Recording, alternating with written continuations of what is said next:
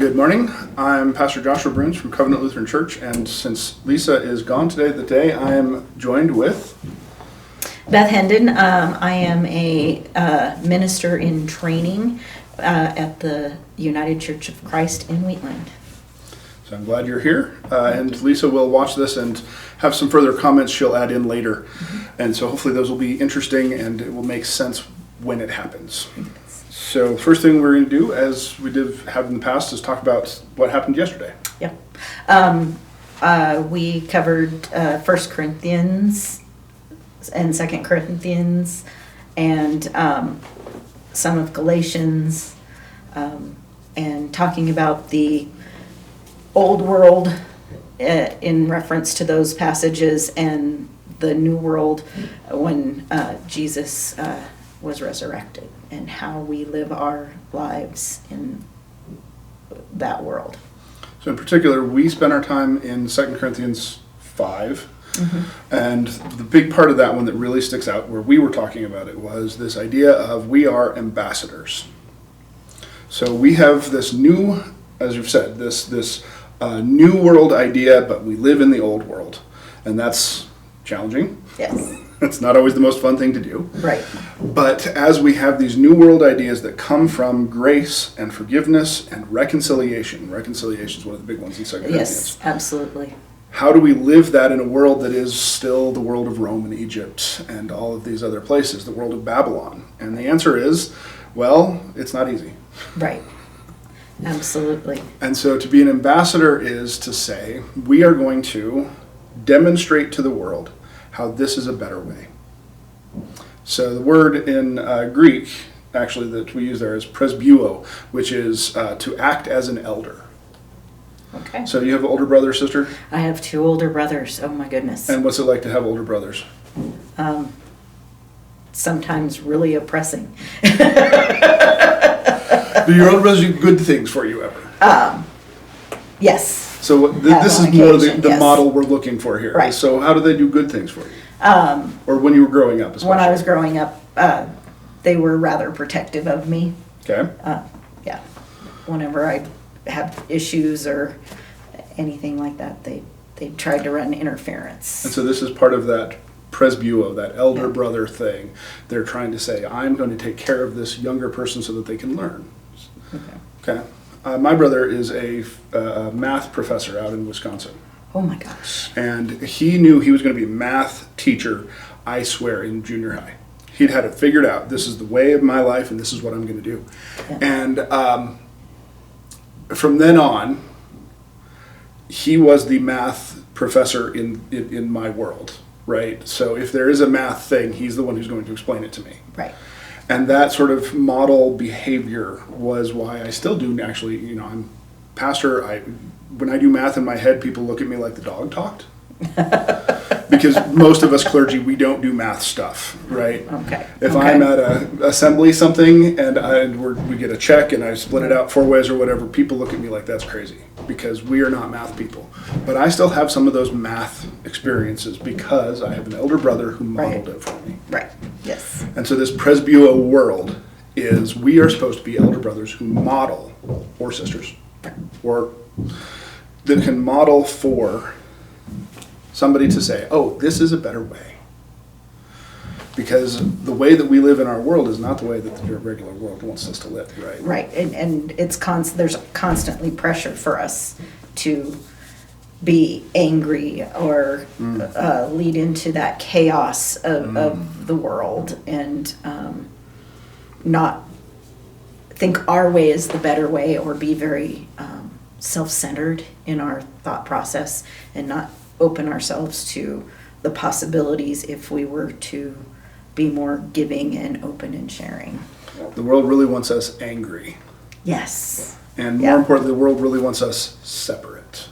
Absolutely. The more we can be defined by our separateness, our being pulled apart, the better the world loves it. Yes. And to talk about it like in scientific terms, I come from more of a scientific background. The truth is that the way of the world is chaos.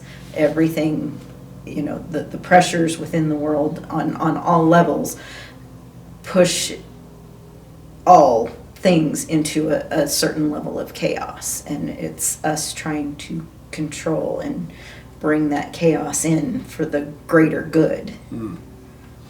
So this is where, at least in the Corinthians text, we talk about Yep. reconciliation. Yes.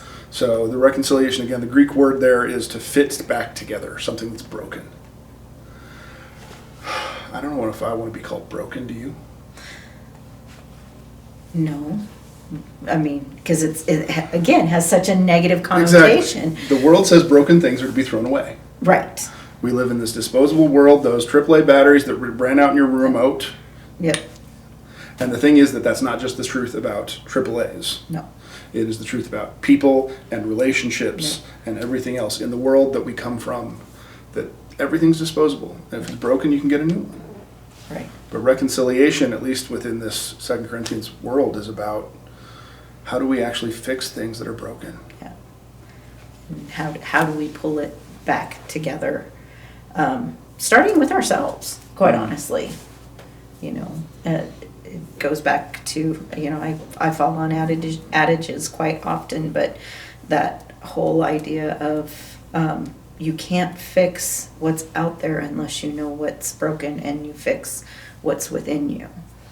So to be a Christian means that we have to acknowledge our own brokenness. Yes, sir. It's hard. Yeah. Yeah. And often, whenever, and it's somewhere in our passages, when things are broken and we look out into the world, we see our own brokenness in the world, and we're working so hard to try to fix that brokenness to avoid working on with what we have broken inside of us. I'd suspect that real desire to not want to engage with our own brokenness is out of a fear of what happens to broken things. I think that is a fantastic theory in my book. Yeah. Yeah. So to be a Christian is to say that broken things are not just okay, but in fact it's what God works with. That's right. And at least one of the points somebody made this Sunday was, you know, if we ask how does God make use of broken things and broken people, God doesn't have a choice. Nope. We are infallibly that way. That's the way. And part of the reason that we have the covenant with Jesus is that God recognized that while he could try to make all these rules and regulations for us to be good people in the world, our tendency was to the chaos of sin and brokenness. So within the theological lens, then we say that this is part of the use of the law, is to say why we understand, oh, I am broken, so I need God. Yes. And because I understand that with God's justification, I can be good enough, I can show this to everybody else. Yep. Are we good at that? I'm good with that. Are we good at that? Oh, are we good at that? No. Why not? Because we are human. And, you know, we want to, it is so much easier to judge or to be angry or to ignore the brokenness. The people that you really don't want to say, hey, I'm a broken person that needs God too, are the people who think, I can't let anyone know I'm broken. Exactly. The fear and anxiety around all of this must be terrifying. Yeah. I believe so. Especially, I think if you don't have that strength of faith. So this world that has everybody put up this mask, I'm perfect, I can fake it till I make it. Yeah. To come out and say, I'm broken and that's okay. Boy, that's weird. Yeah. Well, it's seen as weakness. You know, we see it time and time again. When people, you know, break themselves down and say that I am broken in this area, whatever it may be, and try to find that reconciliation within community, it often is blown back at them as a weakness or a betrayal. So this is where, at least one of my professors talks about this, book is called Wounded Lord. And the argument is that this is the entire purpose of the ending of John. And we talk about the ending of John, we mean doubting Thomas. His argument is that that's where it stops, and then chapter 22 was added on later. Maybe. But doubting Thomas is the climactic, most crucial part of all of John's gospel, because it's where Thomas shows up and says, I need to see wounds.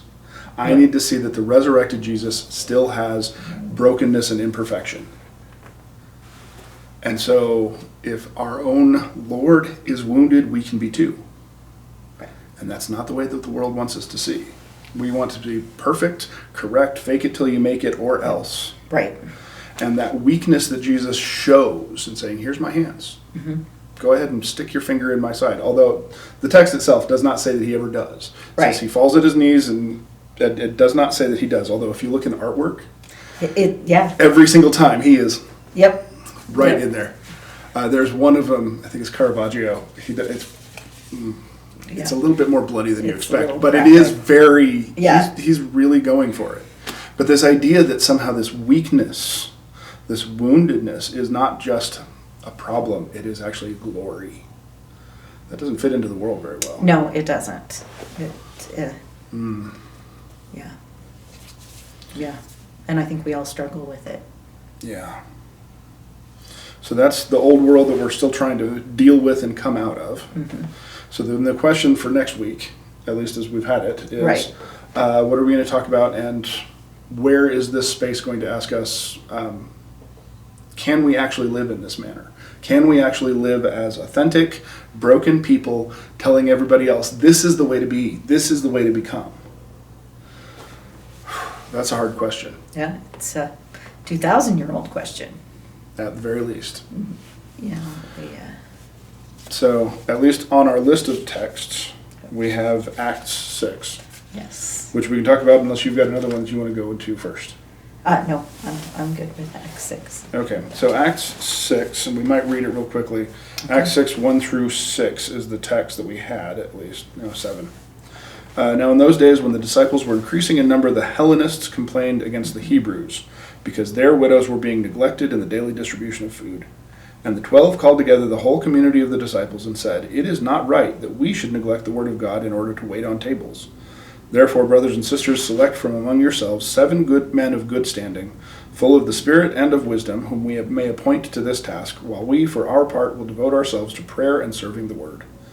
What they said pleased the whole community, and they chose Stephen, a man full of faith and the Holy Spirit, together with Philip, Prochorus, Nicanor, Timon, Parmenas, and Nicholas, a proselyte of Antioch. They had these men stand before the apostles, who prayed and laid their hands on him. The word of God continued to spread. The number of disciples increased greatly in Jerusalem, and a great many of the priests became obedient to the faith. So this is about the initiation of the deacon class. Yes. So deacons, is that the word that they're using for you these days or not? No, we're members of discernment. It's an interesting phrase. Yes. In some places within the Lutheran tradition, not all of them, people who are in seminary are deacons at their local internship sites, Right. and then go on to become ministers. We're trying really hard not to do that within the ELCA, Okay. because we have an entire class of ministers that are called deacons. And so you can go through seminary and become a minister of word and sacrament, which is what I am, it's what Lisa is, Right. or you can be a minister of word and service, which is the deacon class. Okay. And they have an entire different job, and they're really important and they're really necessary, and I don't think we have enough of them. I think that having more deacons would be a sign of a healthier church. Okay. Because their job is to go out and be of service, and they do that in many and varied ways. Incredibly important stuff, but we don't have enough of them, I don't think. No. So you're not under this term of deacon. Is deacon a thing in the UCC? A deacon isn't a thing in the UCC. Okay. The members and discernment is about as close as you can get with that. That those are people in varying states of their education and leadership within the local church community, and striving towards that minister moniker or certification. Okay. Yeah. So Well, that's good, because I really like the Yeah. idea that deacon is something separate, that is not a stepping stone on the way. Right. Because it really irritates me when that's a thing. So Yeah. I'm glad to hear that. I Yeah. just wasn't sure before I started saying things out loud. yeah, the theory of UCC is we have the pastor, the minister who guides us through worship, and then we are the disciples that, and for lack of a better term, deacons within the church that go out and spread the good news to our communities and the people around us with the word of Jesus Christ at the heart, and love at the heart, and all are welcome, all are loved, no ifs, ands, or buts. So everybody's a deacon. Everyone's a deacon. Okay. Yes. I can get behind that. Yeah. Interesting. Yep. Yeah. So this story itself, one of the reasons we were going to talk about this one as behaving different than the world, is we have this idea. So there are two groups within this early church. There's the Hellenists, the Greek speakers, and the Hebrews, the people who are of Hebrew descent. And they are at an argument where the Hellenists, the Greek ones, say, our widows are being ignored. When all this stuff gets taken together to make sure that everyone has what they need, our people are being ignored in this. Mm-hmm. And within this early church, especially in Jerusalem, we have to figure that the Hellenists are sort of lower class than the Hebrews. That's why they're being ignored, right?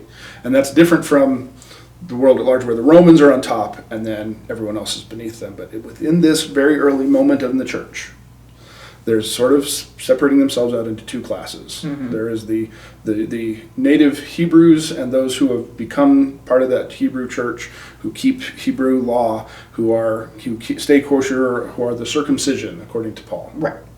And then you've got those who are the Hellenists, those who remain Greek in that way, and they kind of are forgotten. And so these Hellenists come and they petition the leadership. And they say, we need a change.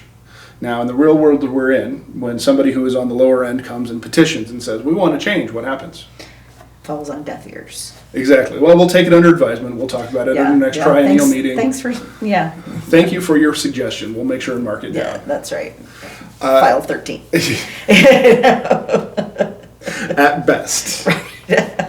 And really, if they were going to engage it would be that very that very paternal sort of, oh, thank you for bringing that to our attention, we'll do something about it. And maybe they would. Yeah. But it becomes a matter of, we will take care of it. We're not going to delegate any power or authority. Right. And we'll do it in our own way, through our own laws, not rethink laws or any of that. Because obviously the system isn't the problem, it's the people, and we'll just fix that. Exactly. And what they end up doing is they say, okay, well, we will pick some people and give them the authority to fix it. That's out of the ordinary. That's not the way that the world works. Right. And it's especially not the world works when you look at the list of names. Stephen, Philip, Prochorus, Nicanor, Timon, Parmenas, and Nicholas. All of those are Greek names. Every single one of those is a Greek name. So they didn't just say, oh, we'll pick some people who are already in the ruling group and already in the authority group to deal with it. We are going to pick people who are in that actual group of people who are having the problem and delegate you the power, say it's your job to fix it, here's the power you need to do it. And that self-emptying of that power to say, you can do this. I mean, that's not the way the world works. No. Once you've got power, you don't let it go. Right. And here the apostles say, here, you do this. You're the ones who have the problem, who need to fix it. We will allow you to fix it in the way that you understand it. Can you imagine what that would be like if we did that with something like disability? That'd be amazing. It's not the way that the world works. Yeah. And so this example here of saying this is how we do these things,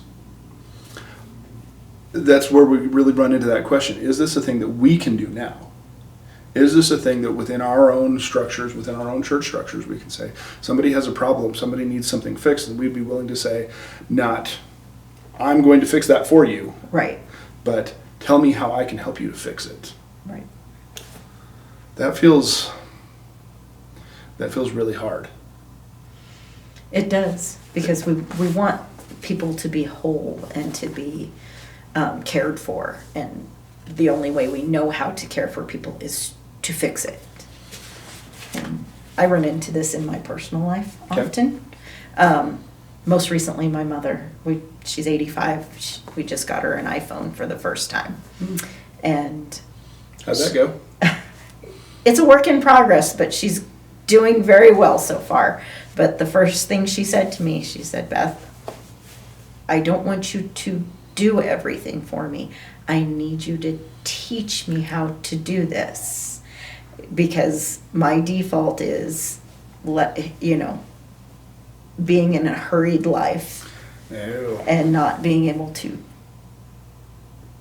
sparse out that brain power and that patience to sit down with her and go, okay, we're going to open the home page and this is where we start.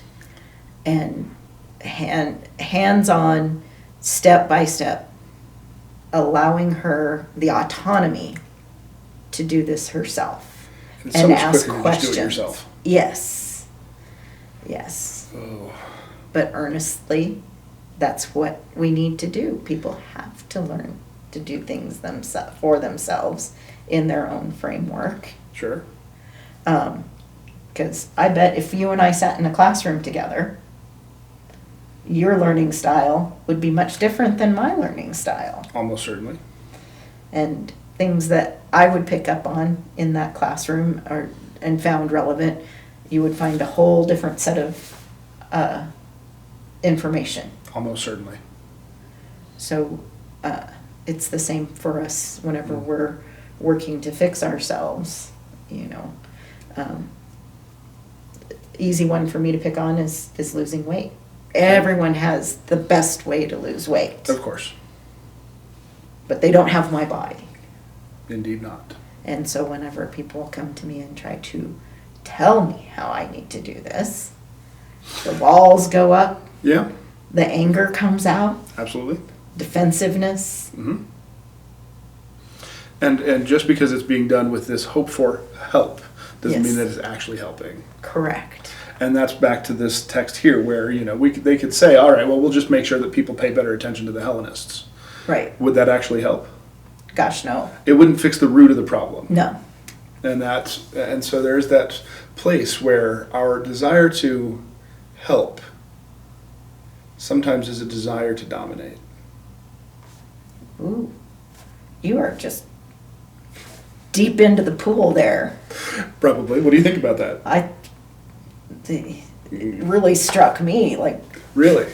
How come? But I don't. You don't want to think of yourself as wanting to be domineering or especially controlling. with your mother and an iPhone. Exactly. But it is a control thing. We all, and maybe it's that need to be in control of our own lives.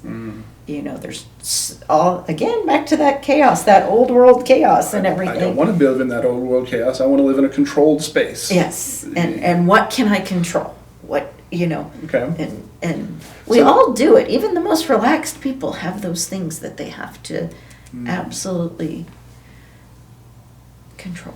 Yeah. So control is not a feature of this new world that we're living into then.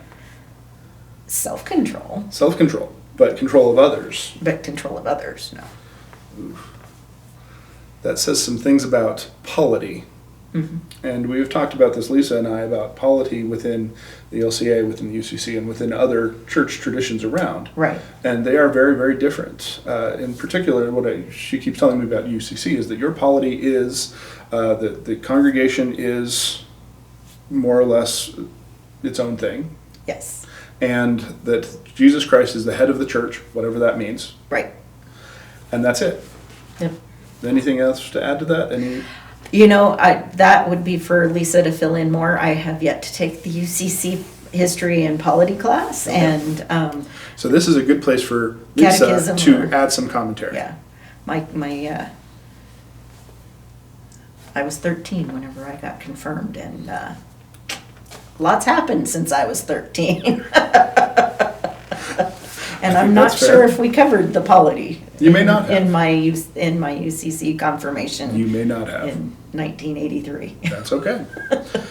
So we would contrast that, especially within our own discussions, we would contrast that against the Catholic Church, which is deeply hierarchical, Right. which is all about control from the top down, and it is very much top down. Mm-hmm. And so we've I'm not going to be able to pull it up that quickly, but we've dropped back on that pyramid shape sort of thing, Right. where you have the Pope at the top and the Pope and the cardinals and so on and so forth, and that is another emblem of control. Now, I'm not saying immediately here, and I need to be very careful that I'm not saying this, that the Catholic Church is faulty, but their method of understanding this text about lifting up people rather than directing people from top down may be not the way that the early church was doing it, and may not be the way that we are called to do it.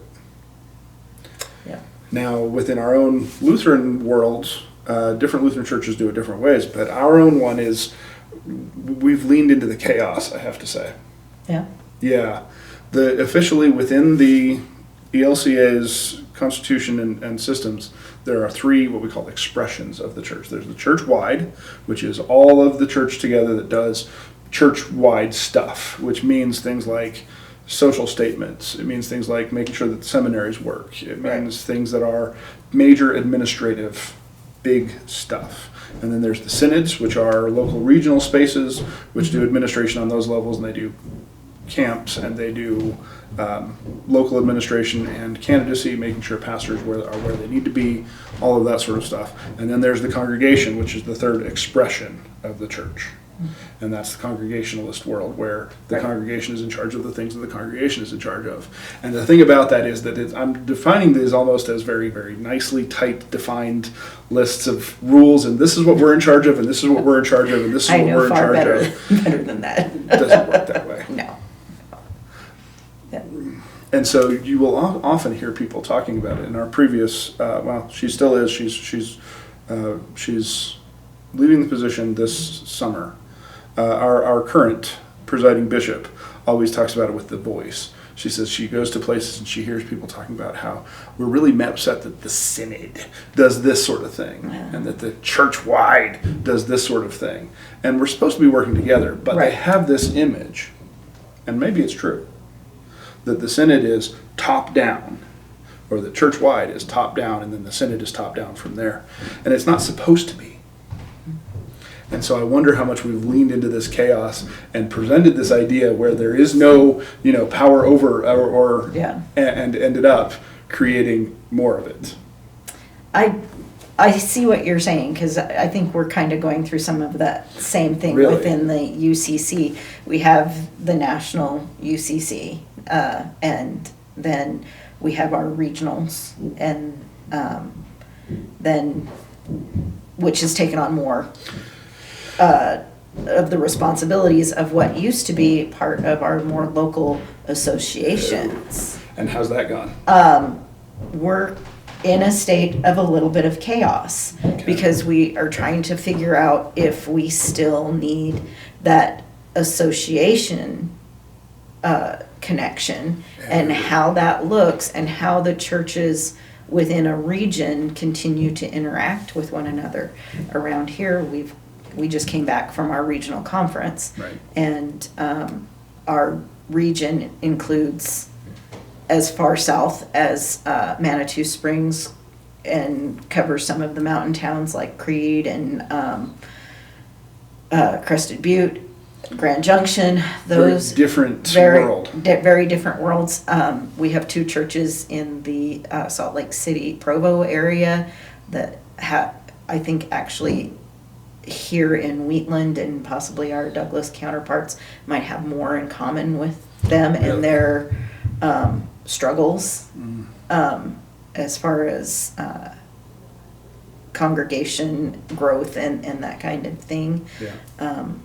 Even more so than like our fellow Wyoming churches in Rock Springs, and they're in a different association than we are. Really? They're in what we call the Intermountain. So Wheatland and Salt Lake City, but not Rock Springs. No, Salt Lake City's in our conference, but not in our association, regional association. Okay. So we're with Denver and Greeley, which Greeley's a cow town to me, and it's suddenly this big. As opposed to Wheatland. As opposed to Wheatland. Well, it was, and my connection with Greeley is cattle. And that's fair. And they have several large church communities in Greeley and Fort Collins, Loveland, Longmont, and which have a very different, organically have a very different congregation base and attitude than what we experience here in Wheatland, even our Laramie counterparts, or Douglas. And Douglas, Wheatland, and Laramie, we all have our own individual identities, as you can imagine. So, which, as congregational churches, should. Right. But how we fit in and how we Mm-hmm. help each other. Like right now, I'm looking for places that I can gain experience in being at the pulpit and conveying message and that sort of thing, and finding my own style and learning my storytelling. Where we're kind of very ecumenical in the way that we approach the liturgy. We experience some very more towards the side of a megachurch type contemporary feel with and feeling and understanding the power of that, and going, how do they do that without and still have that Jesus is the head of the church idea and heart in mind. Sounds like this is going to be a struggle. I've taken quite a few classes, and I'm taking a little break from the classwork and going to try to visit the different churches and get a feel for it and meet with them and maybe learn how to pick their brains and get into that storytelling piece, or just being able to better convey the message. It'll be interesting. Yeah, I'm excited because there's some really powerful people out there and have very powerful worship styles that aren't what you've been used to. Exactly. Exactly. So we're back in that world of losing some of that control over the way things were, so that you can see how the new things are. Right. I know. And then trying to come back and sell it to a bunch of 85-year-old ladies. Maybe not. But that might lead us into a new pathway too. It could. And open our hearts and our minds to something greater. Yeah. So at least that's where my plans are for this week, to talk about this idea about control and how we are expected to give up our control and domination of these things. And that may be very difficult, because the question that we're also asking is this viable in the world that we live in? Are we able to live as Christians who can be models for this new way of life, which involves giving up, not just being given new things and being given power and love and reconciliation, but giving up the control and the power that leads to those problems? Is that a viable thing we can do in the world? And I might have given you a different answer 20 years ago than I would today. Right. 5 years ago, probably even. Yeah. So I don't know. I'm not sure where I feel about this one. And so I don't want to say I'm coming to the conclusion that being a Christian isn't viable. I'm coming to the conclusion that it is more difficult than I was afraid of. Yeah. So that's where it sounds so easy. It does, doesn't it? It's a simple message. Love everyone. No ifs, ands, or buts. Forgive everybody. Forgive everyone. No ifs, ands, or buts. Because you are forgiven and you are loved. The way that we forgive is the model for the way that we understand ourselves to be forgiven. And if we are holding some of that back, then we believe that God holds back on forgiving us. Don't like that, do we? No. So there's this statement: we have to go out and forgive everybody. Is this a viable way to live life? And this is where we come to Stephen. Yes. Is it viable for Stephen? Well, no. In a nutshell, I mean, I'd like to paint a prettier picture and everything, but the truth is, that's part of the story, that because it is difficult, there is persecution. Yeah. There is hatred and damnation and abuse that we will incur if we completely give ourselves to God. Yeah. So then the question is, what are we going to talk about this week then? You're preaching this week, right? Yeah. Yeah. The great question. Glad you asked here, It's Monday. Josh. It's Monday. You don't have to have a whole answer yet. Maybe discussion around how we can let little pieces of control go within our lives. The practicing on little pieces is how we get good at doing the big pieces. Exactly. That, that eating the elephant one bite at a time Yeah. type Good example. idea. Good example. So, Okay. I think that's a good place to go. yeah. How about you? What are you thinking? Well, I have been at least discussing the texts that we're going to talk about. Right. And then ask, okay, so what do we do about this? And so I do think at least part of this is going to have to be that discussion around acts, around giving up of power. Right. And with the example, especially in this case, that it's not a small amount, because what they're giving up is financial control. Yeah. And yes, we can say that these are apostles and they are better than us, which they are more in the spirit than we are. But that willingness to give up on financial control in the system where we live now. Yeah. When everything is tied to the almighty dollar. We've complained for years, for at least a century and a half that I know of, that the dollar has become a substitute for God at some point. Yeah. That we value it more, that we covet it. Yeah. And yeah. Yeah. So I think that part of the question that needs to be asked in here is, this is the greatest thing you can give up on, right? And in terms of our modern world, at least, what you can give up is control over money, because money is what controls everything else. Right. And yet they do it without a second thought. Yeah. They don't sit and debate and talk about, well, can we do this? Can we do it this way? How about this way? They say, well, we'll pick some Greek guys who will fix the problem for the Greek people, because they're the ones who understand the problem. Right. Which is another part of this, right? Choosing those who are embedded in the problem to fix it, because that's also not the way we do things. Yeah. So I think I'm going to have to dig into that a lot. Yeah. Especially with this idea that pushback comes because of what happens to Stephen. Right. And it's partly about his going out and preaching. Yes. And it's partly about what he's preaching, which is that the domination and control is not the way to be a faithful person in this new world. Right. We'll see where that goes.